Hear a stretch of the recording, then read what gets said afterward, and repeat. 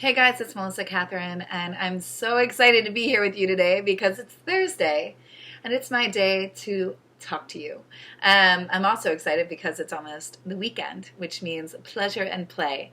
But I hope that you guys have that in each of your days because we should. So, what I want to talk to you about is everybody, it's back to school, right? It's September, and I want to give you 4 tips to stay motivated and in action around your goals, because what I keep hearing and what I see each year is that after summer, we've been playing, we've been traveling.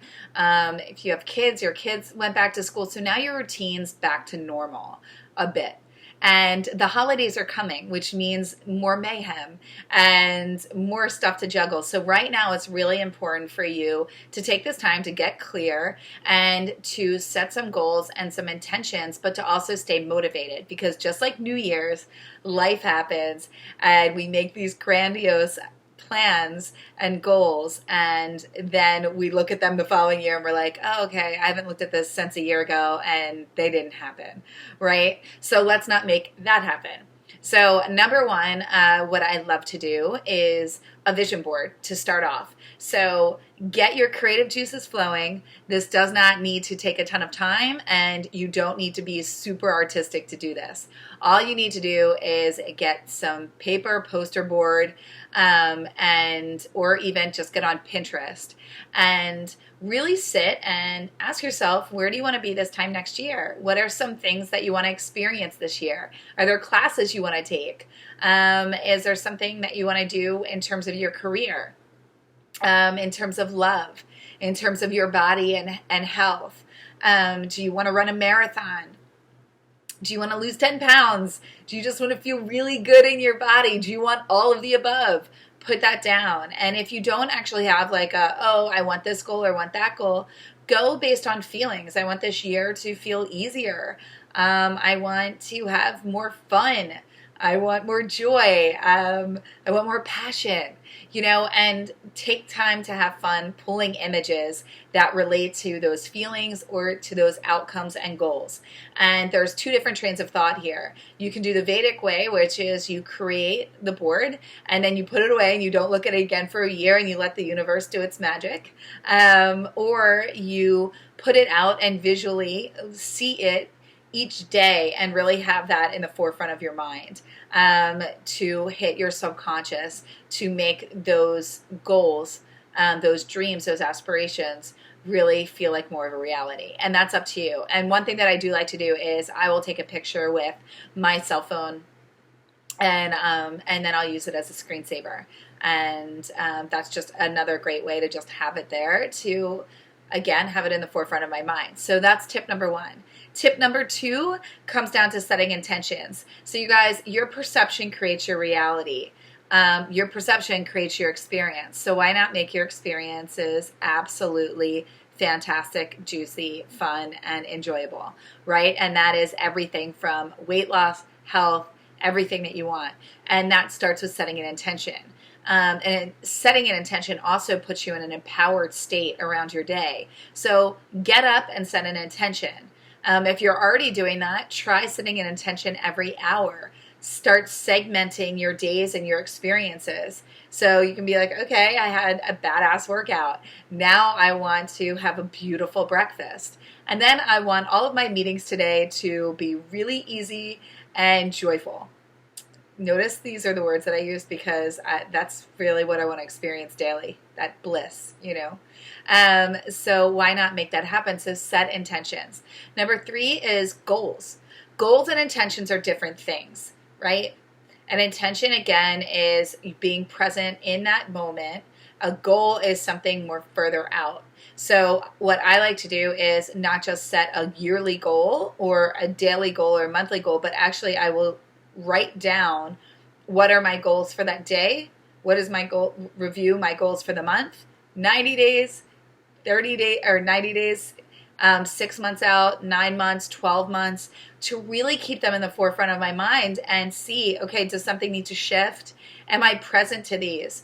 really, and being a participant in your life and staying motivated. That's what we want to do. And you stay motivated when you're seeing these things. And setting goals is not meant to overwhelm. It's actually meant to empower you and to underwhelm you, because you know that you're always moving forward.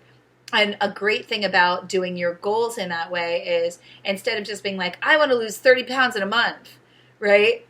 Nothing sets us up more for failure, sabotage, and defeat, and just feeling frustrated, is when we set goals that we don't feel are attainable, right? So making goals that are attainable and allowing yourself those wins and celebrating them, that is a great way to stay motivated. And that's something that I talk with my private clients about all the time. I tell them I want you bragging. As Regina, Mama Gina of School of Womanly Arts taught me, I want you bragging. I want you celebrating. I want you in that space of honoring every step forward that you take, because that is something that we don't do. We're always quick to look at, we start at A and we're like, I just want to get to Z. Well, the journey is the fun, and that's where joy is. And that's where you learn so much about yourself. And it's when we go from A to Z too fast that we end up going back and having to start at A again and again and again. And that's what we don't want. Number 4 for you is mindset. So I know I gave you a lot of things here today. We're doing the visual of the vision board. We've got your intentions. We've got your goals, and we're setting them not just daily, weekly, monthly, and then in goalposts of 3 months, 6 months, 9 months, and a year. But we're reviewing those each day.